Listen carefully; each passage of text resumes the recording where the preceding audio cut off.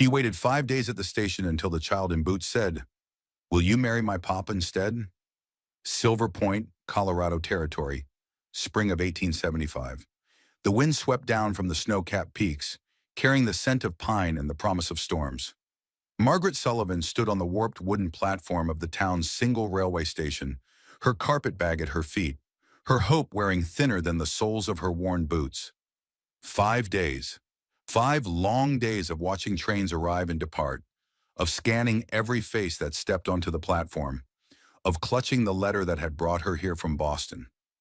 The letter promised a new life, a husband, a home in the Colorado Territory. Edgar Whitman, it was signed, a rancher in need of a wife. "You're telling me there's no Edgar Whitman in this town?" Margaret asked the station master for the 12th time. The weathered old man scratched his graying beard, his eyes kind but tired. "Miss, I've lived in Silver Point for 23 years, built half the buildings with these hands. I know every soul within 50 miles. There ain't no Edgar Whitman, never has been." Margaret's fingers trembled as she unfolded the letter again. The ink looked real. The agency stamp at the bottom appeared genuine. But like morning mist, her dreams were evaporating in the harsh mountain air. "Some of the local boys been pulling pranks," the station master continued gently. "Fake bride letters. Happened twice last winter. Those girls had sense enough to catch the next train back east. But Margaret had sold everything to get here. Her mother's china, her father's watch, even her wedding dress from a marriage that never happened. There was nothing to go back to in Boston except shame and an empty room above Mrs. Henderson's boarding house. She pulled her shawl tighter against the wind and walked to the bench outside the station. The same bench where she'd spent 4 nights, using her bag as a pillow, waking every few hours when the mountain cold seeped through her bones. The townspeople had been kind at first, offering biscuits, spare blankets, concerned glances. But kindness turned to pity, and pity to whispered conversations that stopped when she walked by. She'd heard the fragments. "Poor thing. Third one this year. When will they learn?" On the 5th afternoon, as Margaret sat watching the mountains paint themselves gold in the setting sun, she felt a small tug at her skirt. She looked down to see a little girl, perhaps 6 years old, with tangled brown hair and boots so large they must have belonged to a grown man. The child's dress was patched but clean, her face smudged with dirt, but her eyes bright as mountain stars. She studied Margaret with the serious expression children wear when the world has taught them to be careful. "Are you the lady who got left?" the girl asked, her voice small but clear. Margaret's throat tightened. "I suppose I am." The child nodded solemnly. "My name's Lucy. Papa says men who lie to ladies deserve a good thrashing." Despite everything, Margaret almost smiled. "Your papa sounds like a wise man." Lucy tilted her head, considering. "He's sad mostly, but he's good at fixing broken things." She paused, then added with startling directness, "Will you marry my papa instead?" Margaret's breath caught. What? He needs someone. I think you need someone too. And you look like you could fix broken things as well." Before Margaret could respond, Lucy had grabbed her hand with surprising strength. "Come on, I can't walk to town alone, and Papa will worry if I'm late." Margaret looked down at the small hand wrapped around hers, warm despite the mountain chill. After 5 days of rejection, of being unwanted and forgotten, a child's simple trust felt like salvation itself. She picked up her bag and followed. The walk to the Carter Ranch took nearly an hour, winding through scrub oak and scattered pine, the path more suggestion than road. Lucy chattered the entire way, her 2 large boots scuffing against stones, her small hand never letting go of Margaret's. "Papa doesn't talk much since Mama went to heaven," Lucy explained matter-of-factly, "but he listens real good, and he makes the best flapjacks in all of Colorado Territory, though don't tell Mrs. Henley at the general store I said so." Margaret found herself smiling despite the uncertainty gnawing at her stomach. "How long has it been since your mama passed?" 2 winters ago. I was real little then, but I remember her singing. Papa doesn't sing anymore." Lucy kicked a pebble ahead of them. "Maybe you could teach him again." The innocence of it nearly broke Margaret's heart. This child, barely 6 years old, trying to heal her father's wounds by bringing home a stranger from a train station. What kind of man raised such a trusting soul? And what kind of desperation had driven that soul to seek help from someone she'd never met? Lucy, Margaret said carefully, your papa might not be pleased that you brought me home. He might not want a wife. Lucy looked up at her with those bright, serious eyes. He needs one, though. He gets that look sometimes, like he's lost something and can't remember where he put it. And he talks to Mama's picture when he thinks I'm sleeping. The ranch appeared as they crested a small hill. It was modest but well-maintained. A two-story house with a wraparound porch, a red barn that had seen better days but still stood proud, and corrals that held a few horses and cattle. Smoke curled from the chimney and warm light glowed in the windows, painting golden rectangles on the dusty ground. A man emerged from the barn as they approached, wiping his hands on a rag. Even in the fading light, Margaret could see he was tall and broad-shouldered, his dark hair slightly too long, his face shadowed by a day's worth of stubble. He moved with the easy grace of someone comfortable with physical work, but there was something guarded in his posture. "Lucy May Carter," he called, his voice carrying a note of relief mixed with exasperation. "You know better than to wander off without telling me where you're going." "I didn't wander, Papa. I went to fetch someone." Lucy dropped Margaret's hand and ran to her father. "This is Margaret. She was waiting at the station for a man who doesn't exist, and I thought maybe she could wait here instead." The man's eyes found Margaret's, and she felt the weight of his assessment. His gaze was neither cruel nor kind, simply measuring. He had the weathered look of someone who spent his days outdoors, with lines around his eyes that spoke of squinting into sun and wind. But those eyes held a depth of sadness that matched the one Margaret had been carrying in her own chest. "Samuel Carter," he said finally, touching the brim of his hat, "and I'm going to have words with my daughter about bringing strangers home." "I'm Margaret Sullivan," she replied, clutching her carpet bag tighter, "and you don't need to worry about words. I can find my way back to town." "In the dark? Through canyon country?" Samuel's voice carried a practical concern rather than invitation. "That's not safe, especially for someone who doesn't know the territory." Lucy looked between them, her small face creased with worry. "Papa, she's been sleeping on that bench for 5 days. 5 whole days. And her man never came because he was never real." Something shifted in Samuel's expression. "5 days?" Margaret's cheeks burned with embarrassment. "Yes, I know how it sounds. I know how it looks. But I sold everything I had to get here, and She took a breath, forcing herself to meet his eyes. "I had nowhere else to go." Samuel was quiet for a long moment, his gaze moving from Margaret to Lucy and back again. The child watched him with the intensity of someone who understood more about adult pain than she should. "Lucy," he said finally, "go wash up for supper. We'll have a guest tonight." "Just tonight?" Lucy asked, her disappointment clear. "We'll see." Samuel's voice was gentler now. "Go on." Lucy hesitated, then stood on her tiptoes to whisper something in her father's ear. Margaret caught only fragments. "Lonely. And kind eyes. And please, Papa." Samuel's jaw tightened slightly, but he nodded. Lucy beamed and skipped toward the house, calling over her shoulder. "Margaret, you'll love Papa's beef stew. He makes it with potatoes and carrots and this secret spice that—" "Lucy," Samuel warned, and she giggled before disappearing through the front door. Left alone with him, Margaret felt the full awkwardness of her situation settle around her like a heavy cloak. Here she stood on a stranger's property, brought by his 6-year-old daughter, with nothing but a carpet bag and a heart full of foolish dreams. "Mr. Carter," she began, "I want you to know that I don't expect anything from you. Your daughter was kind to me when no one else was, but I understand that this is irregular."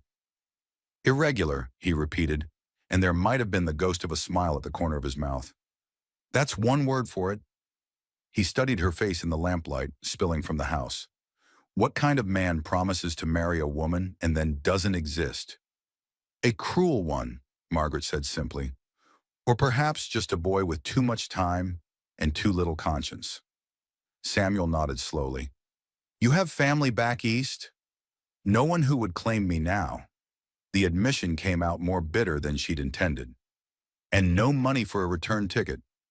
It wasn't a question, but Margaret answered anyway. "No." Samuel was quiet again, and Margaret could almost see him weighing options, calculating costs, measuring his daughter's pleading against his own desire for solitude. "I can work," she said quickly. "I kept house for my aunt in Boston for 3 years. I can cook, clean, mend clothes. I know you don't need a wife, but perhaps you could use hired help. Just until I can earn enough to—" "Miss Sullivan," his voice stopped her rambling. "My daughter brought you here because she has a good heart and because she sees things I sometimes miss." He glanced toward the house where Lucy's silhouette could be seen moving past the kitchen window. "She's been trying to take care of me since her mother died, and that's not a burden any child should carry." Margaret waited, not daring to hope. "You can stay the night," Samuel said. "We'll talk more in the morning about what comes next." Relief flooded through her so suddenly she almost stumbled. "Thank you. I promise I won't be any trouble." Samuel Carter looked at her with those sad, careful eyes. "Miss Sullivan, in my experience, trouble comes whether we invite it or not. The question is whether it's the kind worth having." As if summoned by his words, Lucy's voice carried through the open door. "Papa! Margaret! Supper's getting cold." Samuel gestured toward the house. "Shall we?" Margaret picked up her bag and followed him toward the warm light and the scent of beef stew, toward the possibility that maybe, just maybe, her long wait was finally over. Inside, the house was simple but comfortable. A stone fireplace dominated one wall of the main room, with handmade furniture arranged around it. The kitchen was small but efficient, with a table that seated four and shelves lined with blue and white dishes. Lucy had already ladled stew into 3 bowls and was pouring milk from a pitcher. She looked up as they entered, her face bright with satisfaction. "I set a place for Margaret right between us," she announced. "That way she won't feel like a stranger." Samuel caught Margaret's eye over his daughter's head, and for just a moment she saw something softer in his expression. Not welcome, not yet, but perhaps the beginning of possibility. As they sat down to eat, Margaret realized that for the first time in 5 days, she wasn't alone.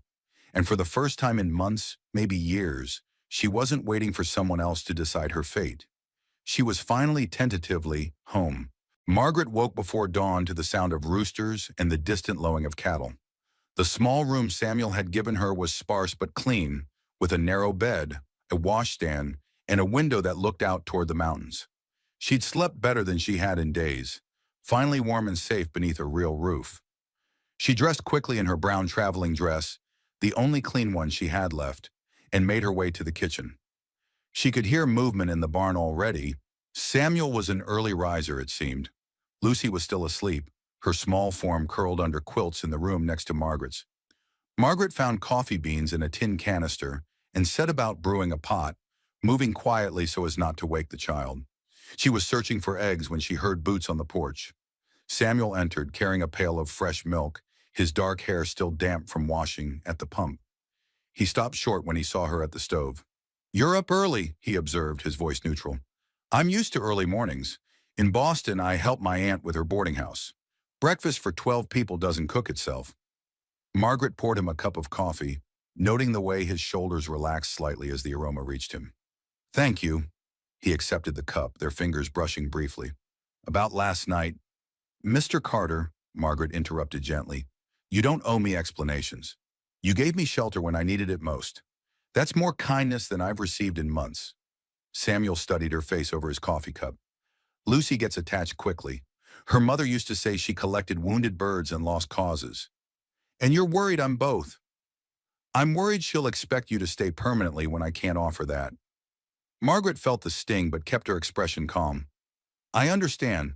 I'll make sure she knows I'm only here temporarily." "It's not that I don't—" Samuel began, then stopped himself.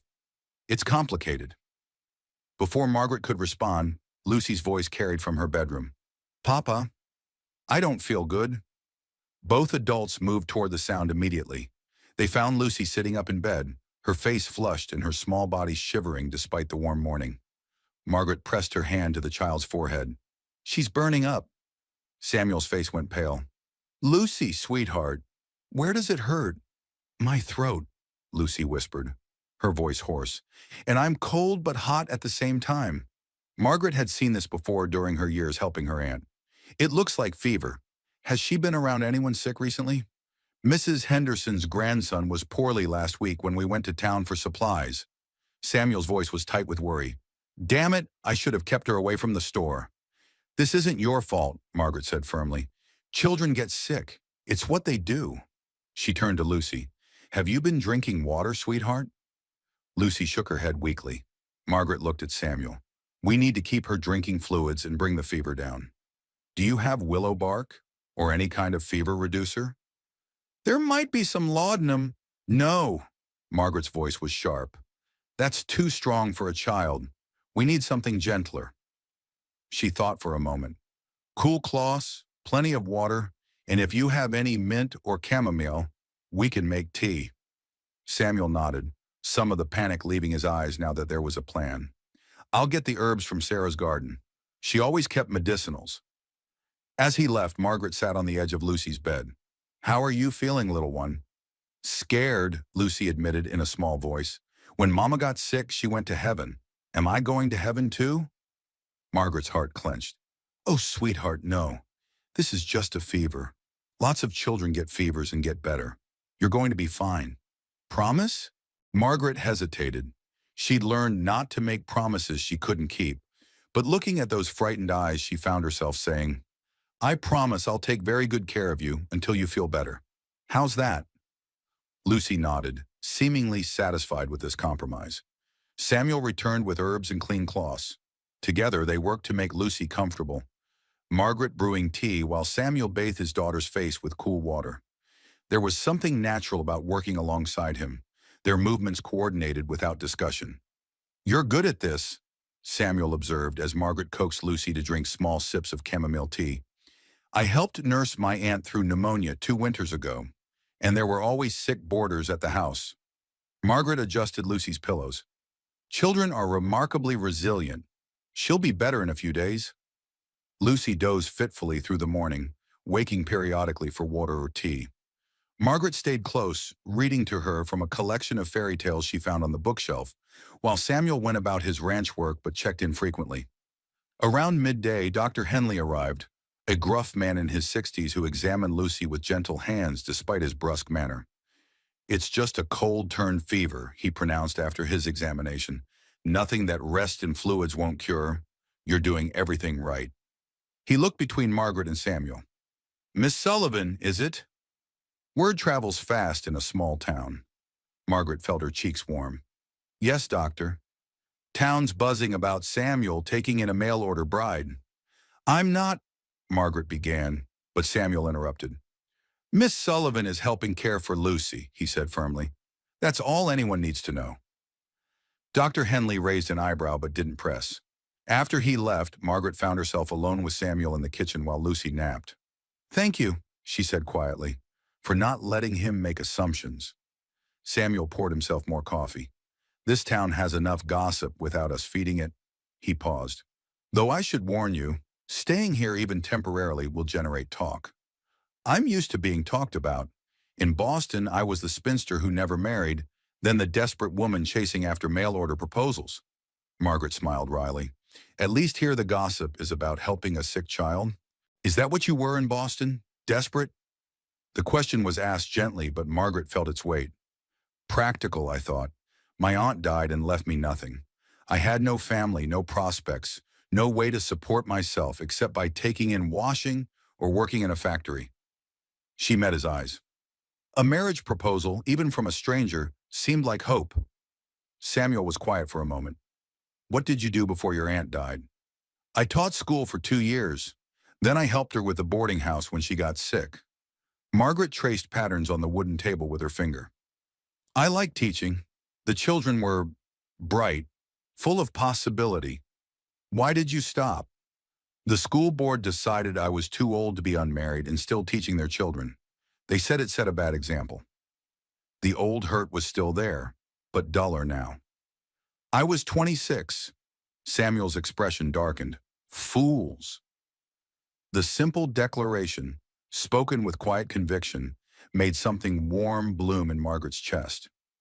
When was the last time anyone had defended her without being asked? Lucy's voice drifted from her room. Margaret, can you read more stories? Of course, sweetheart. Margaret rose, then paused. Mr. Carter, Samuel, thank you for letting me help. It feels good to be useful. Something shifted in Samuel's expression, a crack in the careful walls he maintained. She hasn't let anyone else take care of her since Sarah died. She usually just wants me when she's sick. Maybe she knows I understand what it's like to need taking care of sometimes. Their eyes met and held for a moment, something unspoken passing between them. Then Lucy called again, and the moment broke. Margaret spent the afternoon reading fairy tales and singing half-remembered lullabies while Lucy dozed. Samuel appeared periodically, bringing fresh water, checking the child's temperature, lingering longer than necessary to listen to Margaret's stories. As evening approached, Lucy's fever began to break. She managed to eat some broth and keep it down, and her eyes were clearer when she looked at Margaret. Are you staying tonight too? She asked hopefully. Margaret glanced at Samuel, who stood in the doorway. If your papa doesn't mind. Course she's staying, Lucy said before her father could respond. She promised to take care of me until I'm better, and I'm not all the way better yet. Samuel's mouth twitched in what might have been a smile. Well, if you promised. That night, after Lucy finally fell into restful sleep, Margaret and Samuel sat at the kitchen table sharing a quiet supper. The intimacy of it, the domestic routine they'd fallen into so naturally, both comforted and unsettled her. She's going to be fine, Margaret said, noting the worry lines that still creased Samuel's forehead. I know, it's just... He rubbed his face with both hands. When Sarah got sick, it started like this. A fever, nothing serious. Then it got worse and worse, and... He trailed off. This isn't that, Margaret said gently. Lucy is young and strong, and you're not facing this alone. Samuel looked at her sharply. Aren't I? The question hung between them, loaded with meaning. Margaret chose her words carefully. Not while I'm here. Samuel held her gaze for a long moment. And how long is that? Margaret felt her heart pick up speed. I don't know. As long as you'll let me, I suppose. Miss Sullivan, Margaret, I need you to understand something. I can't give you what you came to Colorado looking for. I can't be the husband you need. Can't promise you the life you deserve. What if I said I wasn't looking for promises anymore? Margaret asked quietly. What if I said I was just looking for a place to belong? Samuel was quiet for so long that Margaret wondered if she'd said too much, pushed too hard. Then he spoke, his voice barely above a whisper. Sarah used to say that some people come into your life when you need them most, even if you don't know you need them.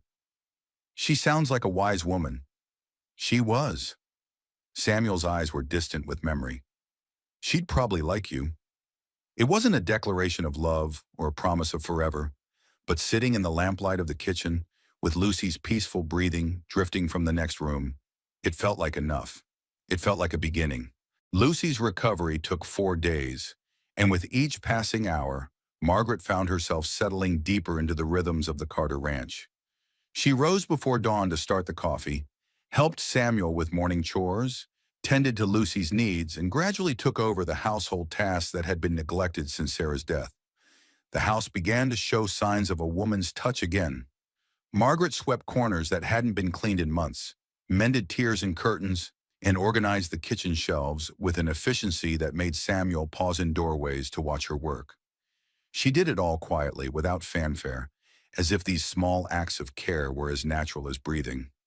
On the 3rd day of Lucy's illness, Margaret was hanging laundry when she heard voices from town. Mrs. Henderson and another woman were walking past the ranch boundary, their conversation carrying on the morning air.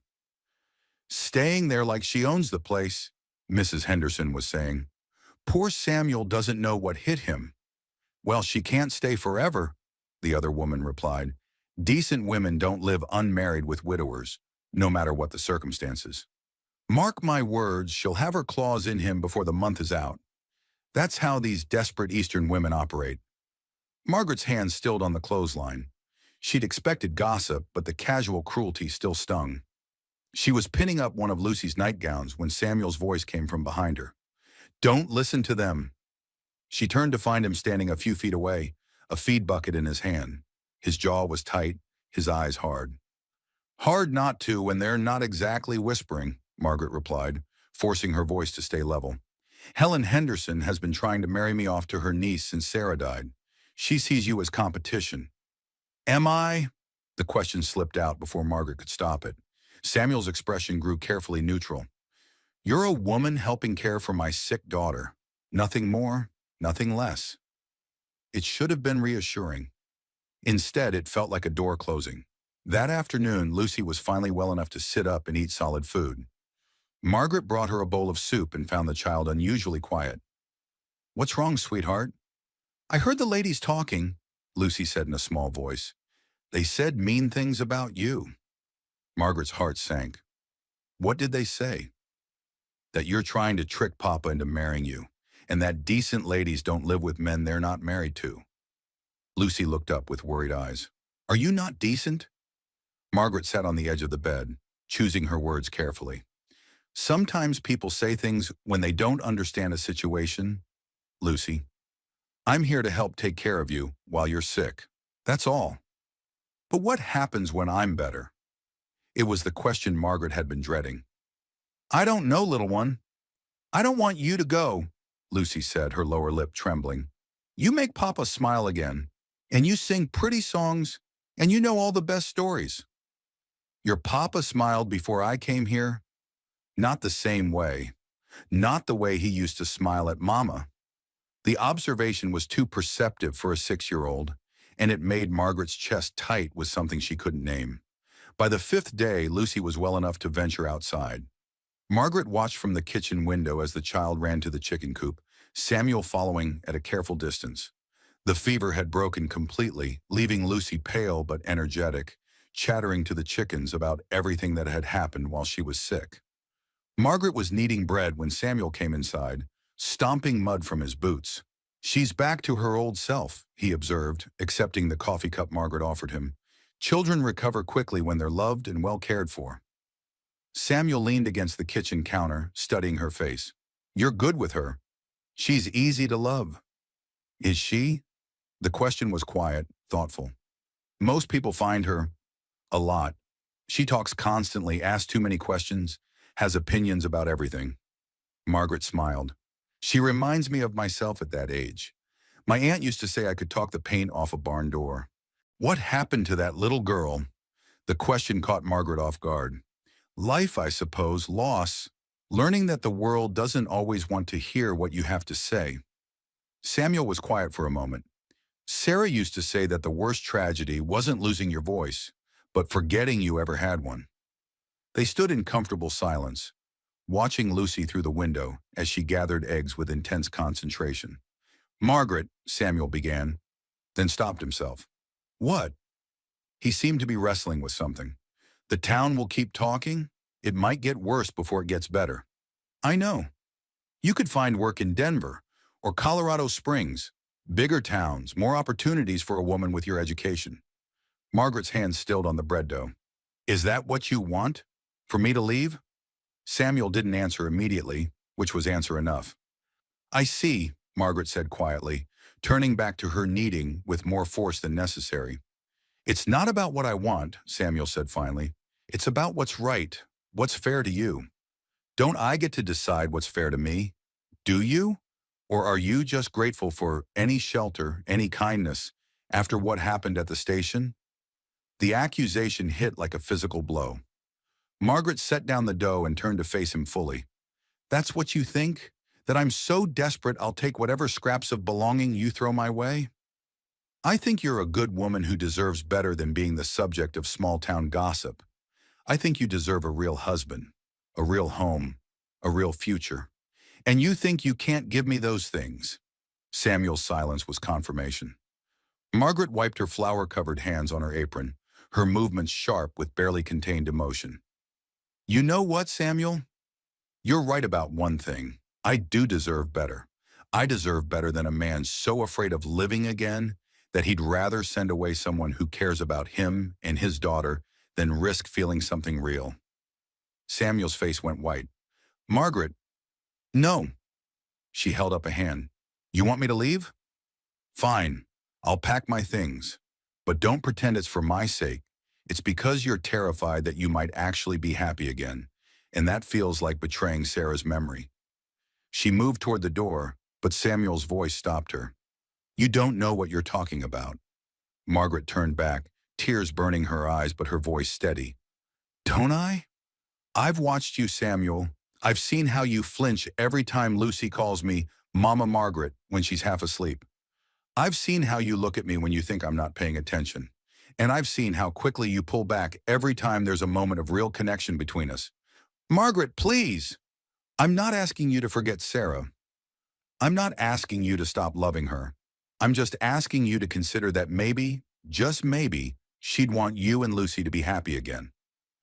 The kitchen fell silent except for the ticking of the mantel clock and Lucy's distant chatter outside. Samuel's hands gripped the edge of the counter so tightly his knuckles had gone white. You want to know what Sarah would want? He said finally, his voice rough. She'd want me to protect our daughter from getting attached to someone who might leave. She'd want me to be careful with Lucy's heart because it's already been broken once. And what about your heart? The question hung in the air between them. Samuel's eyes met hers, and for a moment, Margaret saw past all his careful defenses to the raw grief and longing beneath. I don't get to have once anymore, he whispered. I had my chance at happiness, and I lost it. Now I just survive, and I make sure Lucy survives, and that's enough. Is it? Margaret stepped closer. Is it really enough? Because from where I stand, you're not surviving, Samuel. You're just existing. There's a difference. Before he could respond, the kitchen door burst open and Lucy bounded in, her cheeks pink with fresh air and exercise. Margaret, Papa, look how many eggs I found. She held up a basket filled with brown eggs, her face bright with accomplishment. Mrs. Clucky laid 3 today, and Henrietta laid 2, and... She stopped, looking between the 2 adults. Why do you both look sad? Margaret quickly wiped her eyes and forced a smile. We're not sad, sweetheart. We're just talking about grown-up things. Lucy's expression grew serious. Are you going away? The question pierced the tension in the room. Margaret looked at Samuel, waiting for him to answer his daughter's question. We're discussing it, he said finally. Lucy's face crumpled. But I don't want her to go away. She makes the best biscuits, and she knows all the words to the song about the mockingbird, and she doesn't get mad when I ask too many questions. Lucy, Samuel began, and she smells like lavender soap, and she reads stories with different voices for all the characters. And when I had bad dreams about Mama going away, she told me that love doesn't go away even when people do. Margaret's throat tightened. She knelt down to Lucy's level. Oh, sweetheart. Please don't go, Lucy whispered, wrapping her arms around Margaret's neck. I love you. Margaret closed her eyes, holding the child tight, breathing in the scent of sunshine and innocence in her hair. When she opened them, she found Samuel watching them with an expression of such raw pain it nearly broke her heart. I love you too, Lucy, she whispered. So much. But love, Margaret was learning, wasn't always enough to make someone stay. That night after Lucy was asleep, Margaret sat on the porch steps looking up at the star-filled sky. The mountains loomed dark against the horizon, and somewhere in the distance, a coyote called to its mate. She heard footsteps behind her, but didn't turn around when Samuel sat down beside her on the steps. Beautiful night, he said quietly. It is. They sat in silence for a while, the space between them heavy with unspoken words. Sarah loved nights like this, Samuel said finally. She used to say the stars were God's way of reminding us that even in the darkest times, there was still light. She sounds like she was a remarkable woman. She was. Samuel's voice was soft with memory. She would have liked you, I think, would have appreciated your strength, your kindness with Lucy. Margaret turned to look at him.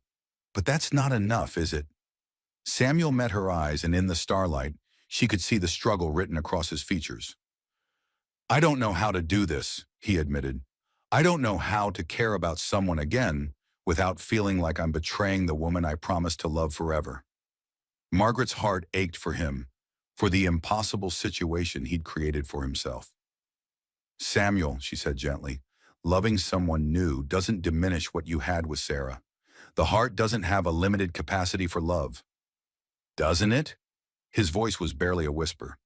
Because sometimes I'm so afraid that if I let myself care about you, I'll forget what it felt like to love her. And she's all I have left of her. Those memories, that love. Margaret reached over and took his hand, surprised when he didn't pull away. You have Lucy, she said simply. Sarah lives on in her every day, in her laugh, her curiosity, her capacity for love. You don't need to hold on to grief to hold on to Sarah. Samuel's thumb traced across her knuckles, the touch so gentle it made her breath catch. What if I disappoint you? He asked. What if I can't be what you need? What if you don't have to be anything but yourself?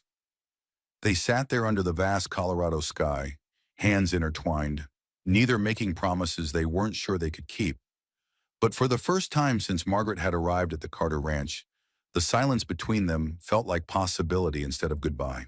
The discovery came by accident, as most life-changing moments do.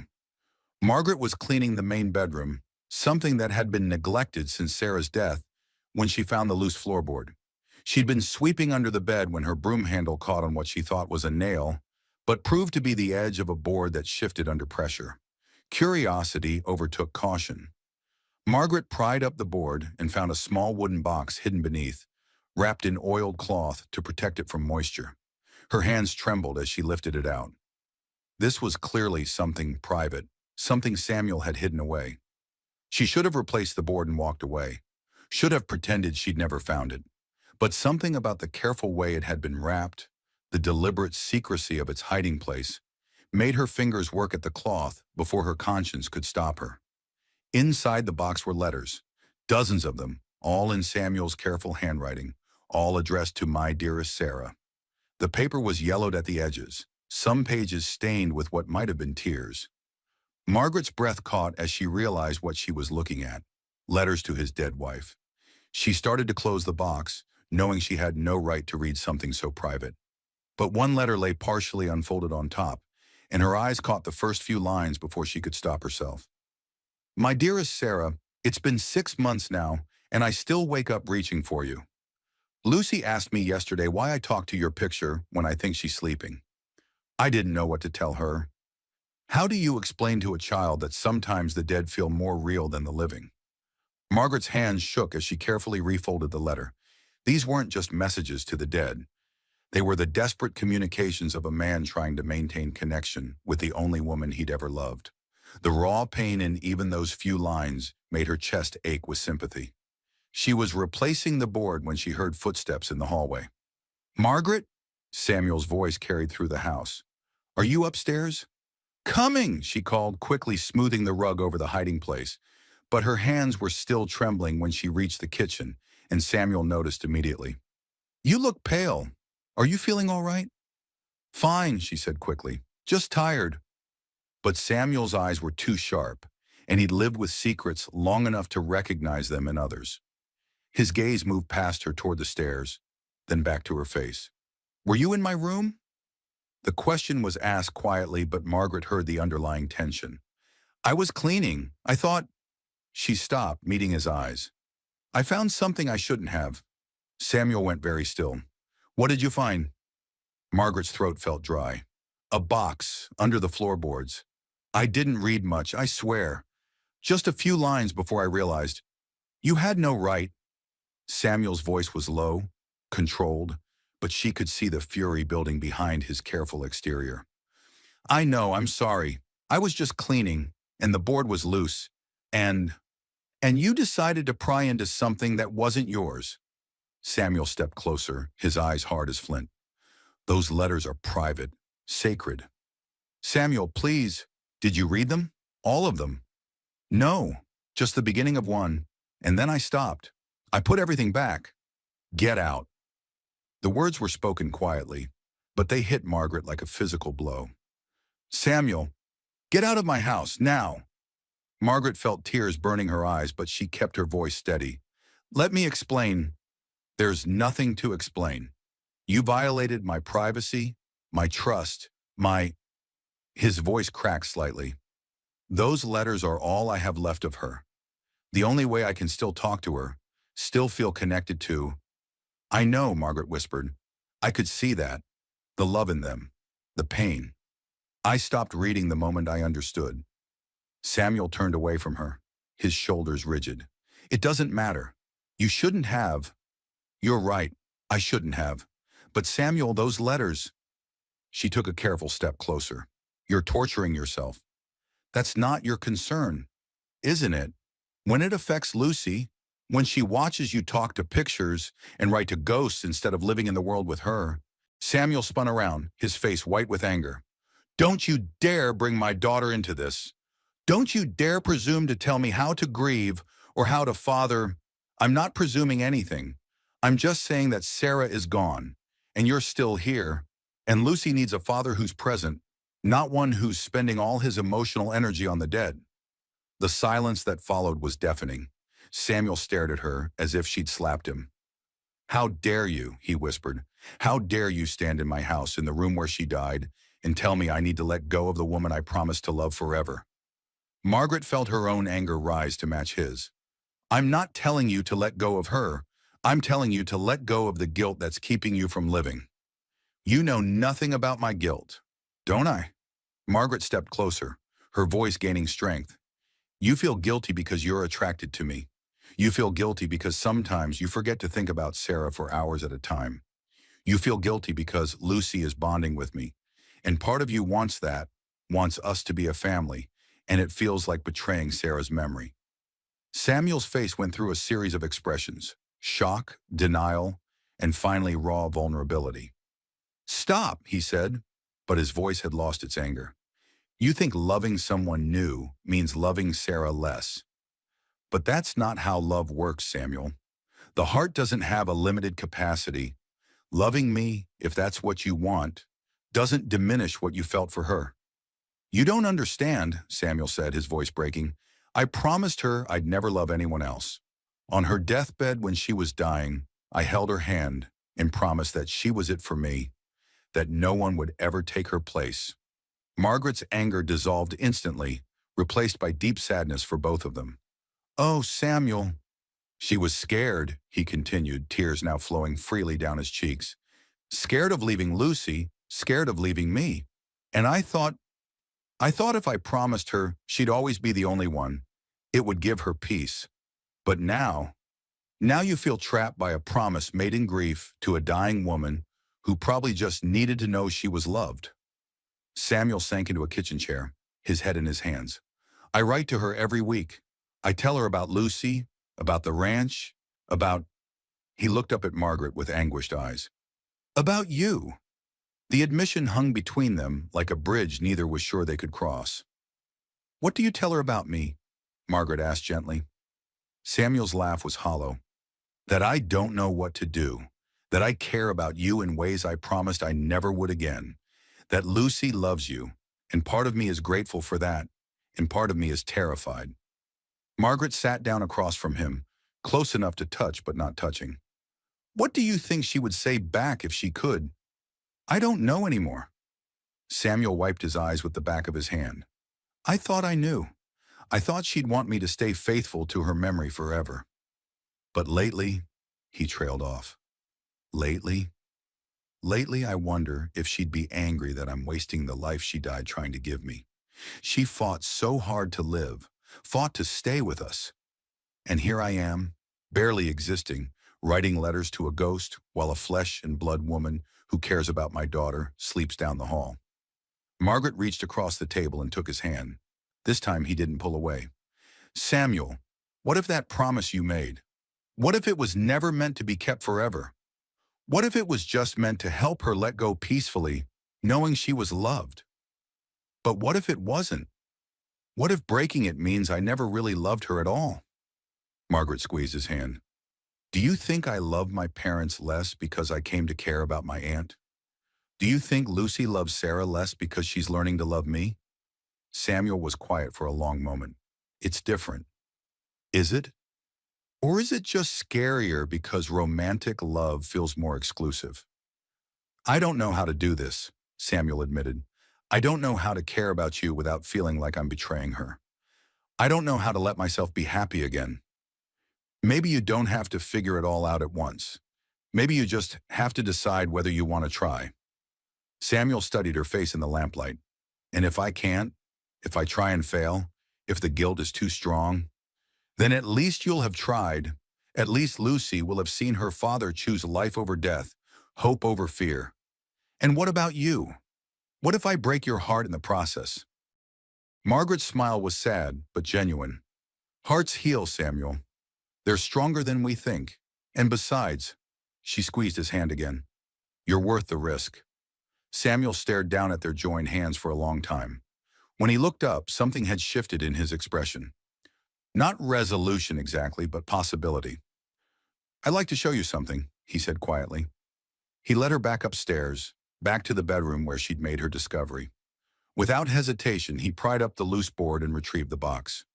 These are 3 years of letters, he said, settling beside her on the edge of the bed. 3 years of talking to someone who can't talk back. 3 years of asking questions that will never be answered. He opened the box and withdrew a letter from the bottom, one of the oldest by the look of the yellowed paper. This was the first one I wrote, a week after the funeral. He handed it to Margaret. Read it. Margaret hesitated. Are you sure? Read it. With trembling fingers, Margaret unfolded the letter. Samuel's handwriting was shaky, clearly written in the depths of grief. My dearest Sarah, I don't know how to do this. I don't know how to breathe without you.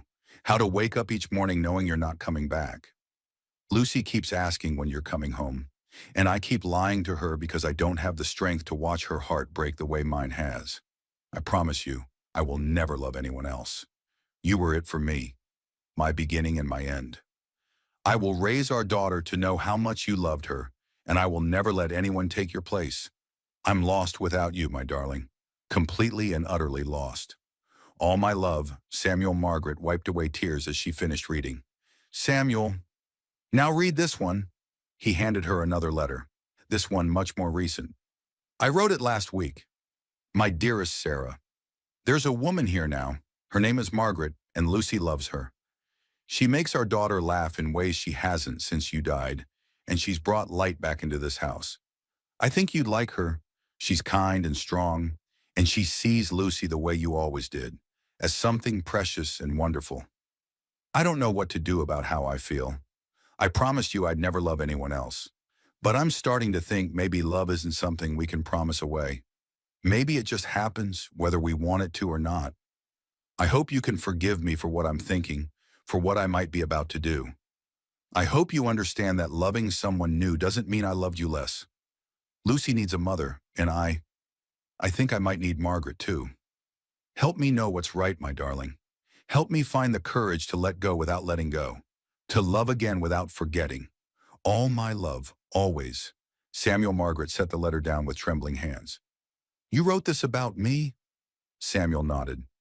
And every night since, I've waited for some sign from Sarah, some indication of what she'd want me to do. And Samuel's smile was small but genuine. Tonight, watching you with that first letter, seeing how you cried for my pain even when I was angry with you, I think I got my answer. Margaret held her breath. What was it? That Sarah would want me to stop writing to the dead and start living with the living.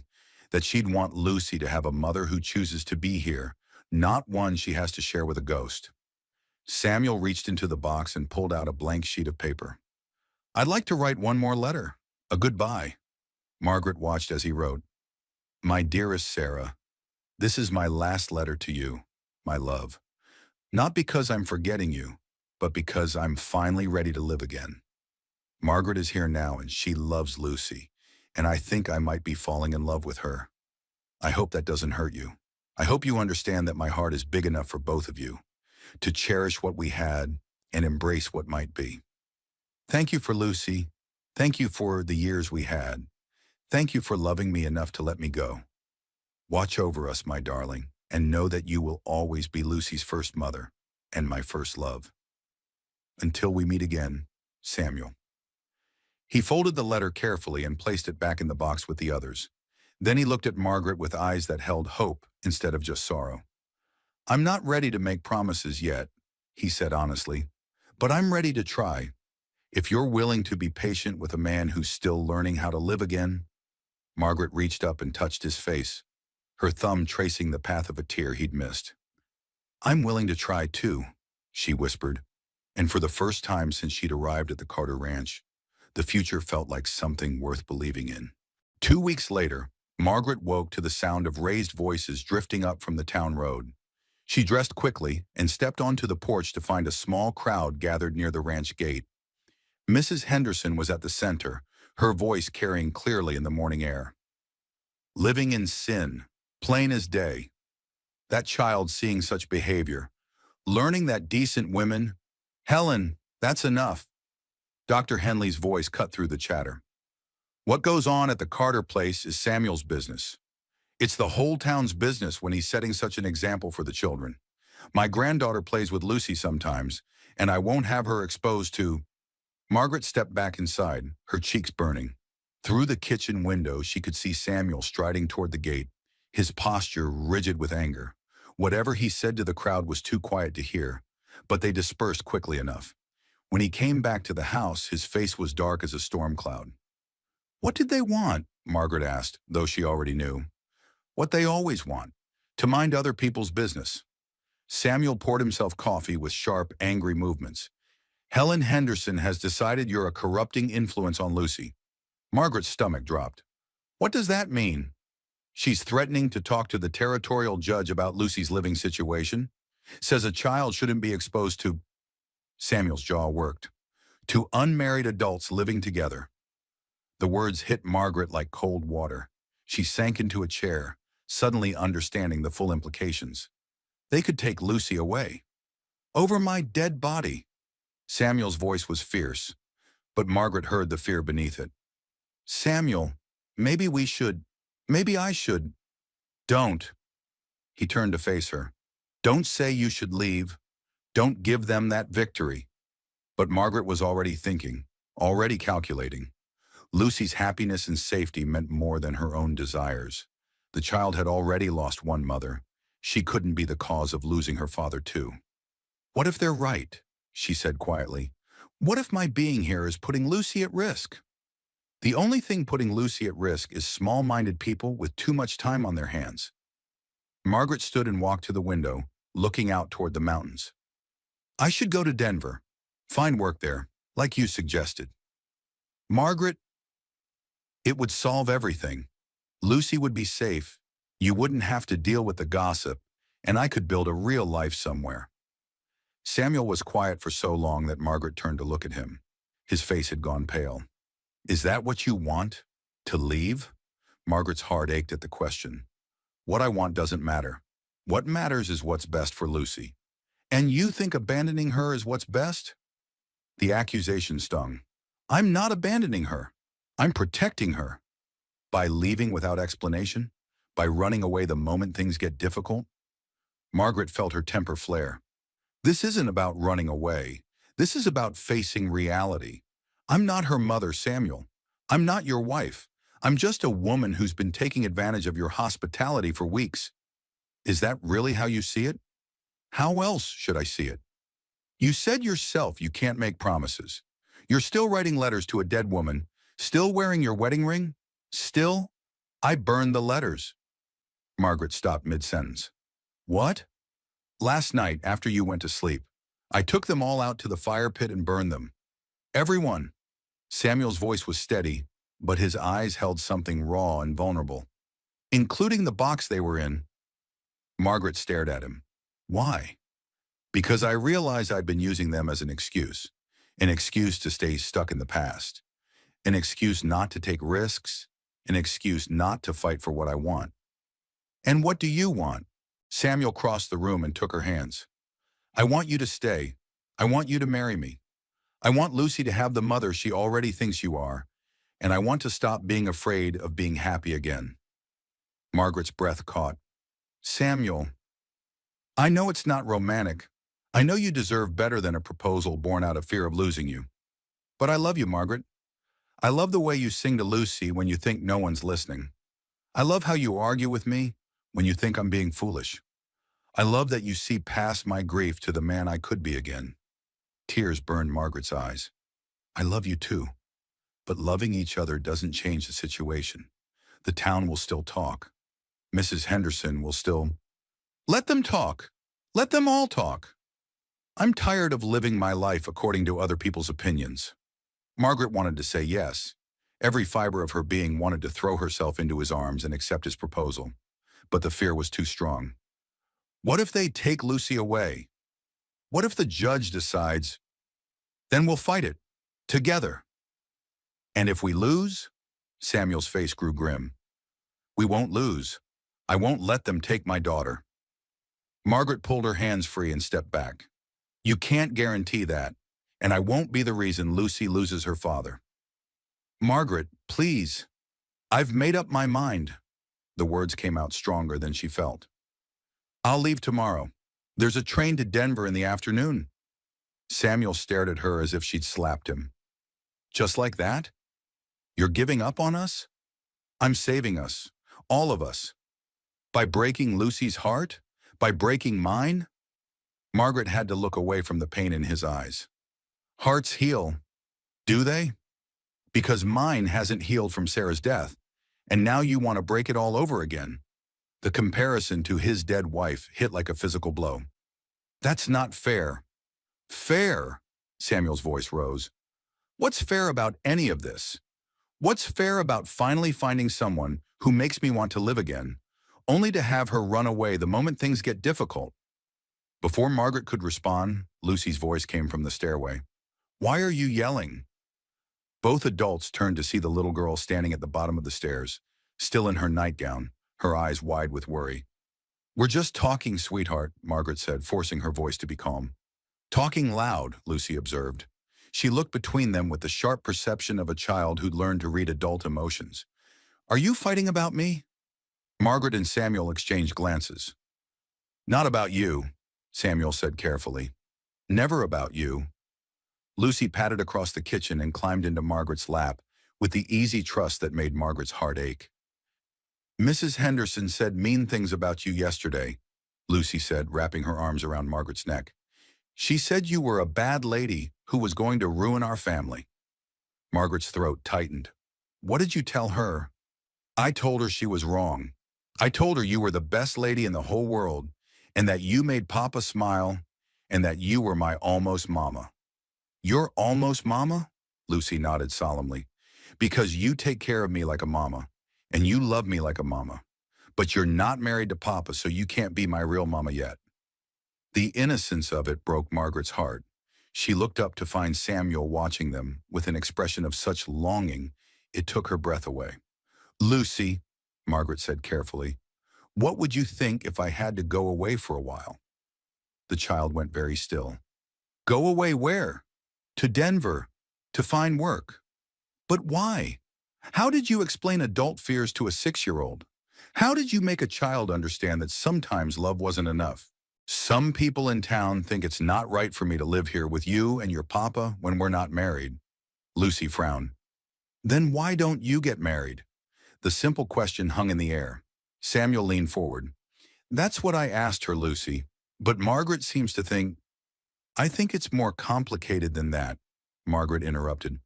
Why? Lucy's eyes were serious, intent. Do you love Papa? Margaret's cheeks warmed. Yes. And Papa, do you love Margaret? Yes, Samuel said without hesitation. Then why don't you get married? That's what people do when they love each other. Because sometimes love isn't enough, Margaret said softly. Sometimes there are other things to consider. Lucy was quiet for a moment, processing this. Then she looked up at Margaret with those bright, serious eyes.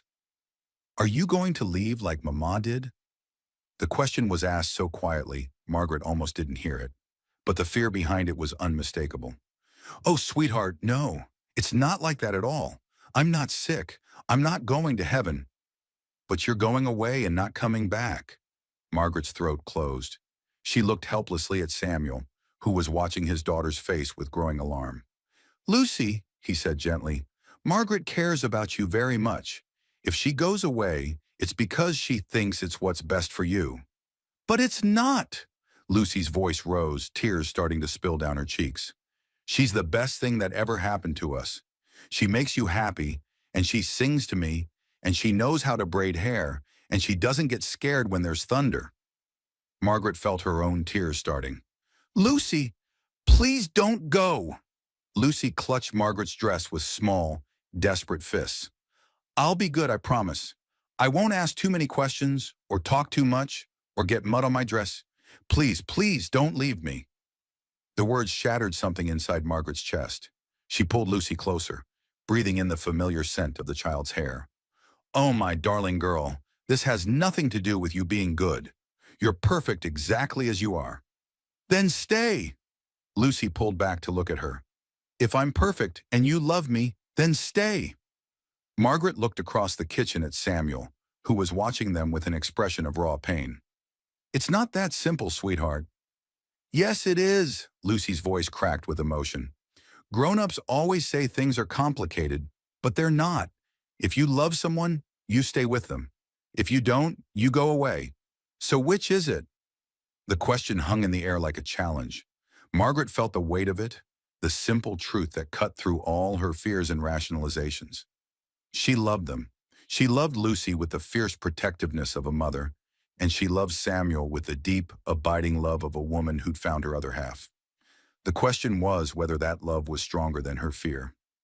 Before she could answer, the sound of thunder rolled across the sky.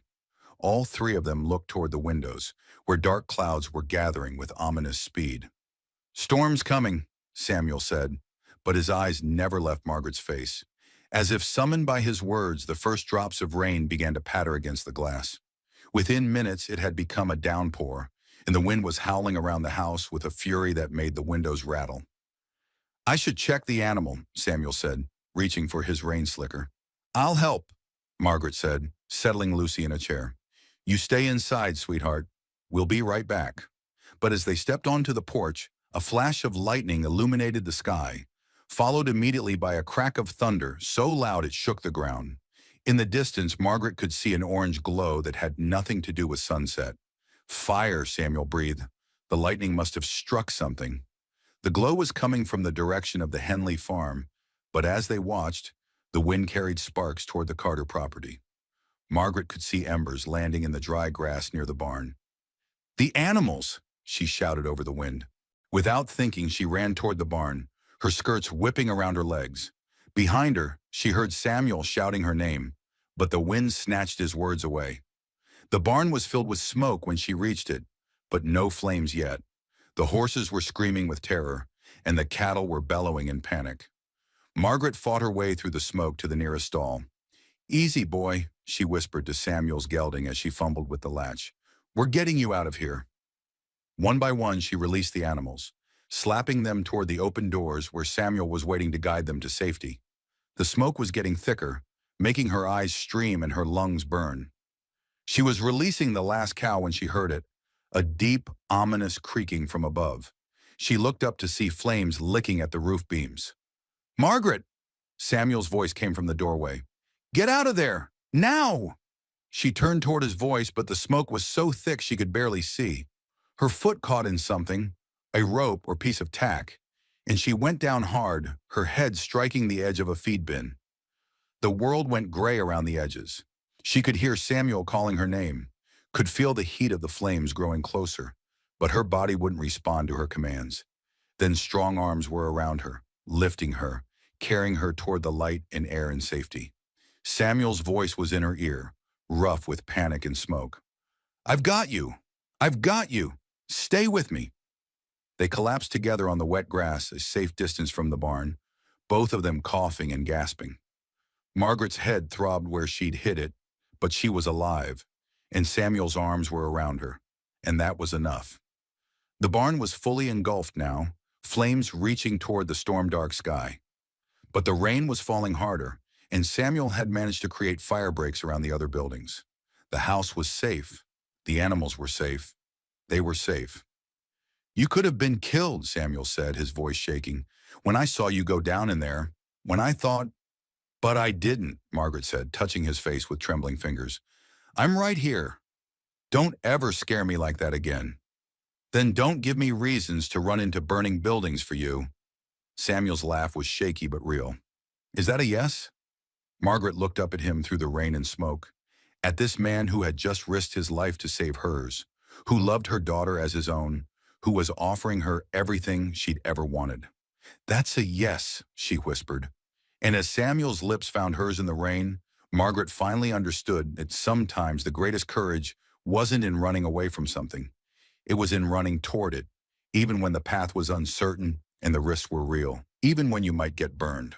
The morning after the storm dawned clear and bright, as if nature itself had been washed clean by the rain and fire. Margaret woke to the sound of hammering and found Samuel already at work, framing a new barn with lumber borrowed from neighbors who had appeared at daybreak without being asked. "Word travels fast," Samuel explained when Margaret brought him coffee. "Fire's everyone's enemy out here. When one ranch burns, the whole community feels it." Even Mrs. Henderson was there, though she kept her distance from Margaret, directing her grandsons and hauling boards with pointed efficiency. Dr. Henley worked alongside Samuel, his sleeves rolled up despite his age, and the blacksmith had brought his sons to help with the heavy lifting. It was Lucy who broke the careful peace. "Papa's going to marry Margaret," she announced to anyone who would listen, her voice carrying clearly across the worksite. "They kissed in the rain, and now we're going to be a real family." The hammering stopped. Conversation died. Every head turned toward Margaret and Samuel, who stood frozen with matching expressions of mortification. Mrs. Henderson's mouth pinched into a tight line. "Is that so?" Samuel straightened, setting down his hammer. His voice carried clearly in the sudden silence. "Yes, it is. Margaret has agreed to be my wife." The announcement rippled through the crowd like a stone thrown in still water. Some faces showed approval, others surprise, and a few, Mrs. Henderson's among them, showed barely concealed disapproval. "Well," Dr. Henley said finally, wiping sweat from his forehead, "I suppose congratulations are in order." He raised his water jug. "To the bride and groom." The toast was echoed by most of the men, though Margaret noticed several of the women remained conspicuously silent. Mrs. Henderson gathered her grandsons and left without another word. "You don't have to do this because of what people think," Margaret said quietly when they had a moment alone. Samuel's answer was to take her hand and slide something onto her ring finger. She looked down to see a simple band carved from wood, oak by the look of it, polished, smooth and warm from his pocket. "Where did you get this?" "Made it. Last night while you were sleeping." Samuel's cheeks reddened slightly. "I know it's not much. No gold or jewels. It's perfect." Margaret turned the ring on her finger, marveling at the careful craftsmanship. "But Samuel, are you sure?" "Really sure. Because once we do this, there's no going back. I've been sure since the moment I pulled you out of that barn. Maybe before that." Samuel's voice was steady, certain. "I love you, Margaret. I want to marry you, raise Lucy with you, maybe have more children if we're blessed. I want to grow old with you on this ranch. And if people talk, if they never accept us, then they'll talk, but they'll be talking about a married couple, which makes it harder for them to cause real trouble." Margaret smiled at the practical reasoning, so like Samuel to think in terms of solutions rather than problems. "When?" "As soon as possible. Tomorrow if Pastor Williams will have us." The next 24 hours passed in a blur of preparation. Margaret had no proper wedding dress, but Mrs. Patterson, the seamstress, appeared at the door with yards of blue silk. "Had this ordered for a client who never paid," she said briskly, not meeting Margaret's eyes directly, but not unkind. "Shame to let it go to waste." Lucy appointed herself as a wedding coordinator, directing everyone with the solemn importance of a child given an important task. She picked wildflowers for Margaret's bouquet, polished Samuel's boots, and pestered anyone within earshot about details. "Mama would have liked this," she told Margaret as they worked together on the simple altar arrangement. "She always said Papa deserved to be happy." "Did she?" Margaret paused in her flower arranging. "What else did she say about your papa?" Lucy considered this seriously. "She said he had the biggest heart in Colorado territory, but sometimes he forgot to use it on himself. She made me promise to remind him to be happy after she went to heaven." Margaret's throat tightened. "And have you reminded him?" "I tried, but I don't think he listened until you came." Lucy looked up at Margaret with those bright, serious eyes. "I think you're Mama's gift to us. a way to keep her promise even though she can't be here. The simple faith of it nearly undid Margaret. She pulled Lucy into a fierce hug, breathing in the scent of sunshine and innocence in her hair. "I love you so much, little one." "I love you too, Mama Margaret." The word hung between them, precious and fragile. Lucy had never called her that before, not directly. Margaret's eyes filled with tears. "Are you sure? Are you sure that's what you want to call me?" Lucy nodded solemnly. "You're going to be my mama now, and I want to be your little girl, if that's all right." "More than all right," Margaret whispered. "It's everything I ever wanted." The wedding took place the next evening at sunset, in the parlor of the Carter Ranch house. Pastor Williams performed the ceremony with quiet dignity, while a small gathering of neighbors bore witness. Dr. Henley stood as Samuel's best man, and Lucy served as Margaret's maid of honor, taking her duties with utmost seriousness. Margaret wore the blue silk dress that fit as if it had been made for her hair crowned with the wildflowers Lucy had woven into a simple circlet. Samuel had borrowed a suit from Dr. Henley, and though it was slightly too large, he looked handsome and nervous and utterly sincere. When the pastor asked if anyone had objections to the union, Margaret held her breath. But the silence held, and the ceremony continued. "Do you, Samuel James Carter, take Margaret Rose Sullivan to be your lawfully wedded wife, to have and to hold in sickness and in health, for richer and poorer, as long as you both shall live?" "I do." Samuel's voice was strong, certain. "And do you, Margaret Rose Sullivan, take Samuel James Carter to be your lawfully wedded husband, to have and to hold in sickness and in health, for richer and poorer, as long as you both shall live?" Margaret looked into Samuel's eyes and saw their future there.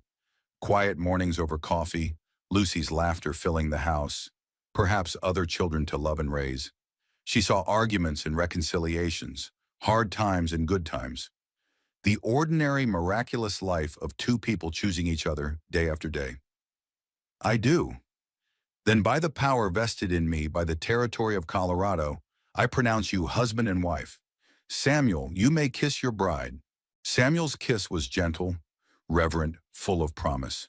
Around them, their small congregation erupted in applause. But Margaret heard only the beating of her own heart and Lucy's delighted giggle. "We're a family now," Lucy announced to the room. "A real family." The celebration that followed was simple but joyful.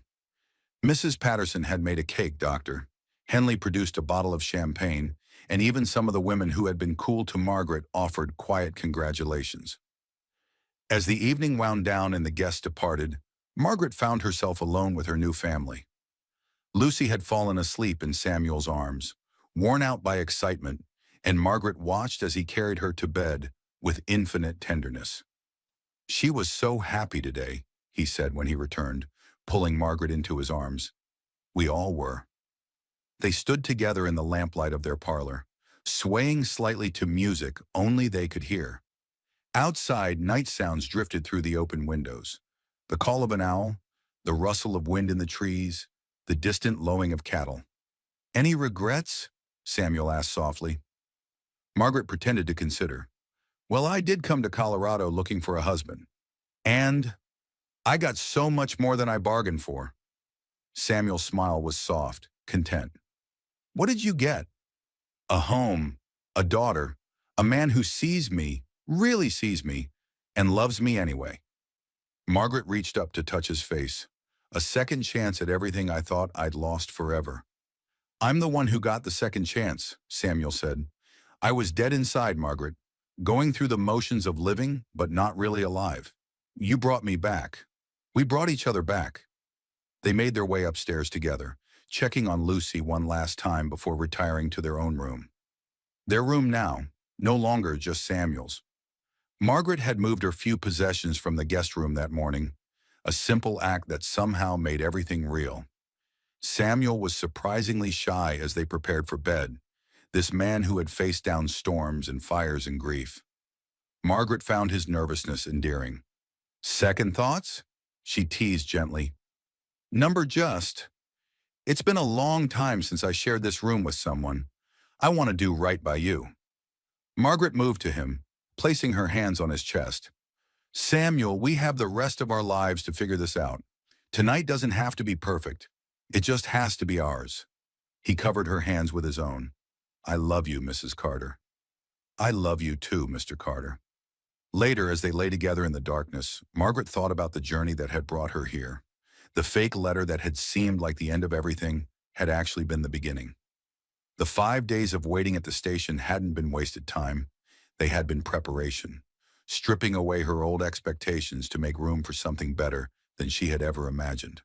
Samuel, she whispered. Thank you. For what? For seeing past the desperate woman at the train station. For letting Lucy bring me home. For giving me a chance to prove I belonged here. Samuel's arm tightened around her. You never had to prove anything. You belonged here from the moment you walked through our door. Even when I found your letters. Especially then. That's when I knew you were strong enough to handle my past, honest enough to call me on my mistakes, and brave enough to fight for our future. Margaret smiled in the darkness. What do you think tomorrow will bring? Lucy will wake us up at dawn asking for pancakes. The new barn won't build itself. Mrs. Henderson will probably find something new to disapprove of. Sounds perfect. Does it? Samuel, I spent years waiting for my real life to begin. Waiting for the right opportunity, the right man, the right moment. But I was looking at it all wrong. Life isn't something that happens to you. It's something you choose day after day, moment by moment. She turned in his arms to face him. I choose this. I choose you. Choose Lucy. Choose this ranch and this community and whatever challenges come with all of it. I choose to stop waiting and start living. Samuel's kiss was answer enough. 1 year later, Margaret stood in the same spot where she had waited at the train station, but this time she wasn't alone. Lucy held her hand while Samuel bounced their 3-month-old son, James, against his shoulder. Mama, tell me the story again, Lucy demanded, about how you waited for Papa. Margaret smiled, settling her skirts as she sat on the bench. Well, I waited 5 days at this very station. For a man who didn't exist, Lucy chimed in, delighted by this part of the story. That's right, for a man who didn't exist. But sometimes the best things come when we're not looking for them. Like Pop and me? Exactly like Pop and you. They were waiting for the train to arrive with Dr. Henley's new nurse, a young woman from back east who would help with the growing medical needs of the community. Margaret had volunteered to meet her, understanding what it felt like to step off a train in an unfamiliar place with nothing but hope and determination. Think she'll be scared? Lucy asked. Probably, but we'll take good care of her, won't we? Just like you took care of us, Samuel said, settling beside them on the bench. The train whistle sounded in the distance, and Margaret felt the familiar flutter of anticipation. But this time it wasn't anxiety about her own future. It was excitement about welcoming someone new to their community, their family extending to embrace another soul in need of belonging. Here it comes, Lucy said, bouncing with excitement. Margaret squeezed her daughter's hand and smiled at her husband. Here it comes indeed. As the train pulled into the station, Margaret thought about letters that had never existed, promises that had been meant to be broken, and the strange, perfect way that life had of bringing people together just when they needed each other most. She was no longer waiting. She was home. Margaret Sullivan waited 5 days at a train station for a man who never existed. What she found instead was a love that was more real than any promise written on paper, a daughter who needed her as much as she needed them, and a home that chose her back. Sometimes the greatest gifts come disguised as disappointments. Sometimes the letter that breaks your heart is actually leading you toward the life you were meant to live. And sometimes waiting isn't about the destination. It's about becoming the person ready to recognize home when you finally find it. Margaret's story reminds us that courage isn't the absence of fear. It's choosing love despite the fear, staying despite the uncertainty, and fighting for belonging even when the world tells you to give up. She didn't just find a husband in Samuel Carter. She found a man willing to heal alongside her, to build something new from the ashes of what was lost. And Lucy? Lucy teaches us that children see truth more clearly than adults sometimes do. They understand that families aren't just born, they're chosen, nurtured, and built one small act of love at a time. Her simple question, "Why don't you get married?" cut through all the complicated fears and reminded two wounded hearts that love, at its core, is beautifully simple. The American frontier was harsh, unforgiving, and often cruel to those who didn't fit its narrow definitions of acceptable. But it was also a place where people could reinvent themselves, where a mail-order bride could become a beloved wife and mother, where a grieving widower could learn to love again, and where a little girl's wisdom could heal two broken hearts. This is the magic of the Wild West, not just the dramatic shootouts and cattle drives that fill our movies, but the quiet heroism of ordinary people choosing extraordinary love. The courage of women who traveled thousands of miles for the chance at happiness. The strength of men learning to trust again after devastating loss. The resilience of children growing up in a world where survival and tenderness had to exist side by side. Margaret's journey from that train station bench to the altar of the Carter Ranch reminds us that sometimes the best love stories begin with the worst disappointments. That sometimes we have to lose our original plan to find our true purpose. And that home isn't a place you arrive at. It's a choice you make every day with the people who see your heart and choose to stay. In a world that often feels uncertain and disconnected, stories like these remind us of love's enduring power to transform not just individuals, but entire communities. Margaret didn't just marry Samuel, she became part of Silver Point, Colorado, contributing her strength to a growing town that needed every kind of courage it could find.